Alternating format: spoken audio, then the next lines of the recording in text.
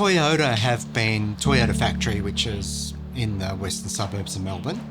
They've been putting money into a group who have been doing a lot of plantings along the Kororoit Creek, which the creek runs directly behind their factory in Altona North. They've funded that group for quite a while, to actually basically get a bit of life back into the area. And as part of a goodwill gesture from them is that when they shut the factory down, they want to give something back to the community. And they seem to have a very proactive community spirit and a lot of projects, art projects a lot of too, which you may not notice, but they've been going on for quite a while. I don't know whose idea it was, but somebody suggested that they needed, when they do the next stage of developing along the creek, apart from just fixing up the areas, in terms of environmentally, that they would put a walking and bike path in. The idea being to connect the Federation Trail bike path, which is nearby, to basically down to Cherry Lake. So basically then you're going to get a bike path that'll go all the way from the freeway down to hopefully the beach in a safe and beautiful manner. My side of the project is where a series of sculptures getting made. And the interesting thing about this project is that they didn't want just a sculpture, they wanted a series of sculptures that'll go along a 2.5 kilometre stretch of this development. Whenever I think about its space, I can imagine what might go there. In terms of, it's kind of like almost, I don't know, I don't want to like using the word intuitive, but it's quite an intuitive process of looking at it and just imagining just something I guess gets drawn up in the back of your head, and that's kind of one of the starting points for the actual designing the images that are going to be turned into sculptures. It's more, and also it's kind of, and then other things come into it, like, well, if it's, there's an image, and trying to think of what the area means to them, to me, to everyone. It's kind of a creative process of just imagining, letting your mind sort of wander a bit. What I did also was, I do know the creek because I live nearby. So I've been there a few times, and so I've had that at the back of my head, and just walking along the creek and just imagining what would suit the area in terms of sculpture, as in from my personal perspective and viewpoint and aesthetics, building up until something tangible gets created that, as an object that then you can imagine superimposed into the environment. There always is a sense of narrative in what I do. It's how I make images. They're kind of like it's a narrative about an emotion or an idea. With these ones, it was looking at this group that have actually planted all these trees, and there's this great generous spirit to reinvigorate the area, and from that a whole lot of bird life has reappeared in the area. So symbolically I used that sort of feeling to actually create one of the images where there is an image standing there clutching a whole little brood or a little flock of birds in her arms. Initially, when I've had to start, I've sort of gone back to what I always do, or the images I've used before, that's kind of the starting point. I guess that's my vocabulary and my ABCs. And I've just looked at some of my sculptures I've done in the past and thought, is there anything there I could use, or anything there that seemed appropriate? And there was things there that I thought would actually sit in very well in that environment, and images that I thought would actually be worth continuing and developing on a larger scale, which I've done before on large scales, but this is another option to try it again. And there's always that sense of always trying to get the next sculpture better than the last one, or the next version is probably maybe the version that'll be the best version. And I've kind of modified them too. I've just thought about the images. There is the kangaroo image, which I've done a couple of times with this. Part of that is to reference our white European cultural identity of imposing, grabbing a native image and imposing our will upon it, which is on our coat of arms.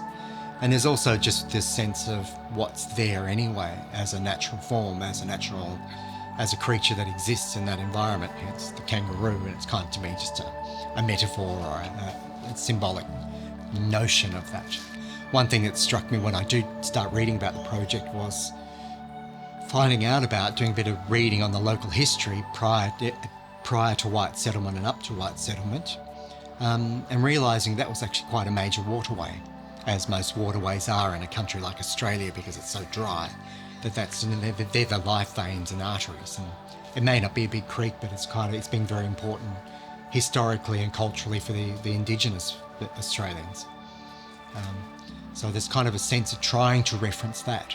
There's been people walking up and down that creek for 35,000 years or something, which is like kind of like really takes a bit of a stretch of, my mind to imagine that there's that continued history. And that's quite mind-boggling, and it's quite beautiful. So there is that sense of the walking character. And that walking character also exists a lot in my work. I've referenced that a lot, of just the man, I guess the Homo erectus walking through the landscape, and the ills and the joys that all that brings to everything around it, those people, those humans, as they walk through the environment. So all the figures I've got big legs that are striding or just being quite dominant in the landscape. The boat, the canoe, was a sense of this area. Actually, I mean, given Melbourne and its history, it's very much an immigrant population here. That's basically as it started, as it was taken over by the English. After that, waves of immigrants came in. It's a reference to the boats, to the journey people make and to get to this area and the history. This was the large immigration area just around the corner. After the Second World War, there was huge barracks of immigrants, Europeans, and it was quite a mix. Let's say European immigrants, there was quite a lot around this area who were housed.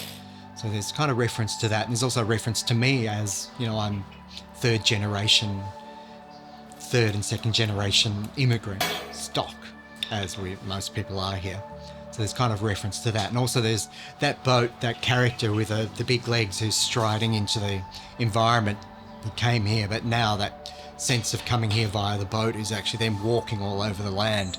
And this area's been virtually, part of it was kind of a little bit decimated once the city was built in Melbourne, was built as a city. This was the quarry, the refuse, all that stuff. Even the shit goes west. So there was a lot of that, and it was basically, that's what creeks were for when the Europeans took over. It was just like a dumping place. Industrially, it was a dumping ground. And so there's like a sense of the immigration's been interesting. It's created interesting culture, and there is things about my culture I really like and love. And it's also the flip side. There's this kind of, it came with a whole lot of woes to the people here and woes to the environment.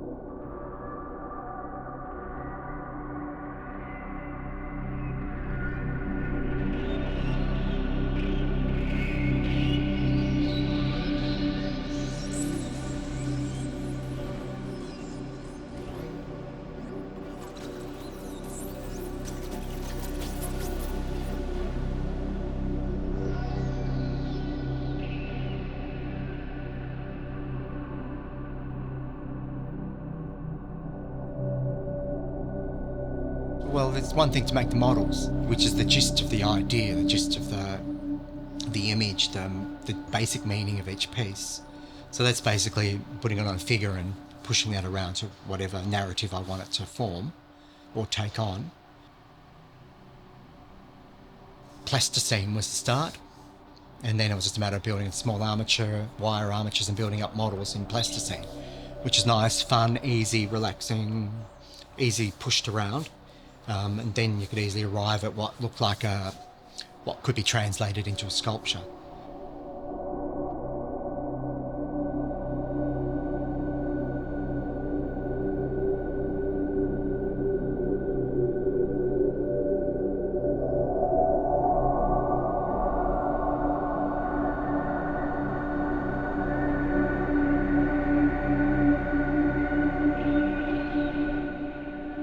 Then it becomes a sculpture. It's not just a model. It's like, okay, then what? Okay, what do I do? Okay, what are the limitations? You know, can't make it out of copper because it'll get stolen or damaged. What's going to be strong, robust, last a long time? What's something that I can potentially use to turn these models into large-scale sculptures? The initial idea was thinking about it was to use something like concrete, make a frame, basic steel frame, everything, to do any sculpture. There's once you get past a certain, like larger than a figure, engineering comes into it. Because I'm not trained in that area, it was a matter of asking questions and picking people's brains. Other artists, other sculptors are great at, other artists are good at giving you technical advice. There's quite a lot of curious people out there who have to work things out the hard way, and they're very happy to share that knowledge and information, and they do it. I've got some close friends who are really good at doing that and working stuff out and suggesting. And it's a matter of working out how I might do it, and then it's a matter of talking to engineers, people who actually make things large that don't fall down. There's plenty out there, but specific art ones, there's not a lot that I know of. And then it's just a discussion. I've got this model, I want to make it this big. Okay, what do I need to know to actually get that to do this? And in terms of, because it is a public commission, there's people expecting things to last and be safe, and that becomes part of the application to get the final job. Talking to people, making that, working out how that will work technically, engineering. So then, like, as much as then I'm thinking about image, I'm thinking engineering. Even before I go on to the stage of like, what's it going to actually look like in the final touch, the final playful stuff.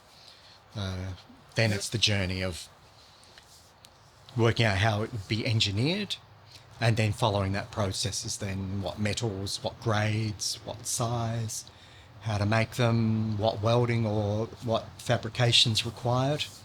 And that's just a matter of a bit of trial and error and a lot of asking questions to engineers. That gets drawn up, that gets worked out. What would you do? It would be the question to the engineer. Gives me back an idea that then I work from for that. I'd start drawing up my models, changing or making my models, or actually making the engineer's ideas to suit my images. Okay, so once the engineer's given me an idea of what I need to do internally to make these things actually stand up and last and be idiot-proof, it's then a matter of then building out from that. So basically there's a steel frame, which is the skeleton. Then it's basically there's lines basically out of that, steel lines. I get steel and then I just bend them into the forms that I want. Just thin bits of stainless steel, which are then become basically like drawing the lines, the outline of the figures. From that, they just built up, and then from that frame, so it's basically like doing like what's a big bird cage, which is a figure looking like a bird cage, and then that is then covered in a mesh. I use a mesh because it's going outside, it's got to last. I've ended up using a stainless steel mesh that then covers the figure, which then basically does an underlayer of skin, which then forms the actual shape, the outside of the figure, all that. And from that point, I work out what that is actually going to go on the outside, which in this case was resin, a lot of polyester resin. So I build up a surface I'm at the point where I'm actually troweling and building up with a paste-like substance. It's kind of like using a plaster or something. I'm just building up layers and layers of fiberglass resin and various powders like marble dust and marble chips. builds up, so build up a skin, and it's just layering and layering of that to where it's virtually like going through a human body, where you start at the lower dermis, which is your mesh, and then you start adding your fatty layers and your other layers and your layers to where your point is where you get the skin on the outside, which then when I get the skin on the outside, I get to actually start getting a lot more creative, because one thing, I didn't actually intend to use resin initially, but it actually turned out to be something that I didn't have to worry about in terms of getting stolen, because it's got absolutely no secondary value, so I don't have to worry about that. So I've got a nice, tough, what turned out to be very malleable material to use, and one that then, the beauty of it, then I could actually make it from pastes and trowel it, build it up, cut, work back into it like as if I was working marble. And there's also, I can actually mold, and I can take molds off surfaces and textures, and I can then actually cast those onto the figures as well. So all of a sudden, what was actually originally was my idea of using concrete, and so I just asked around, and there's an artist, Bruce Armstrong. I asked him the question of what he made his big sculptures out of, and he said, I just made them out of resin. Just worked with someone, just basically made frames and mixed up a really nice sort of, you could just trowel on the stuff. And I thought, oh, that's interesting. I hadn't thought about resin before. Usually I think of that stuff, I hate it because it stinks, it's horrible. But it actually turned out to be the most ideal medium to use in this situation.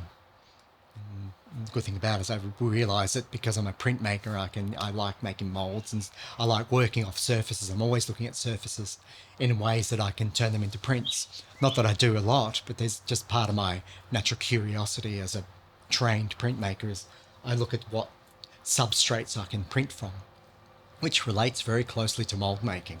It's virtually the same thing.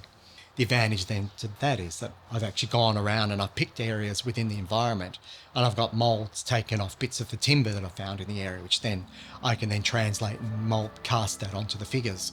And I can do things from the surface, the grounds, from the environment. I can use industrial textures. So it's kind of like a way of just playing and building up what to me is an interesting surface, not just a flat, smooth one. To me, I don't think my figures are good enough to actually be too smooth. I'm not a classicist in that way. I'm not a good classicist who can do a really beautiful flowing figure. I can't do that. Mine are a bit clunky. I'm a little bit more on the messier side. So that's where bringing into texture and mark and surface, which is something I love doing anyway. The gesture, the hand mark comes into it a lot with what I do in the surface and the skin.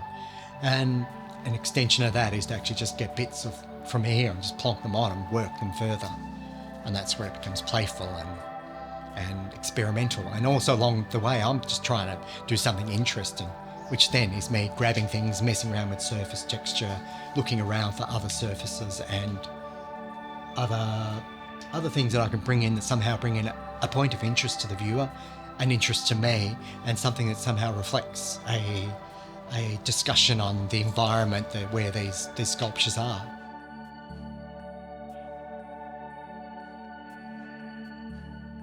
Every one of these, there's a human being that's walked on the land and made an impression. And as you look at each one, perhaps you may see a bit more, or you'll go back and see a bit more of the previous one.